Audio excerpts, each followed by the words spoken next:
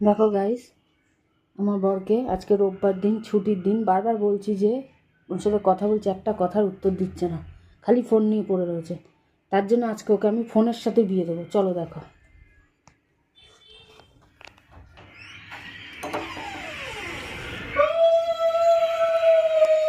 ফোনের সাথে বিয়ে করো, করো করো, ফোনের সাথে বিয়ে করো না। ফোন আমাকে বলিনি তোমাকে, ফোনের সাথে বিয়ে করো, ফোনের সাথে বিয়ে করো। হ্যাঁ করো।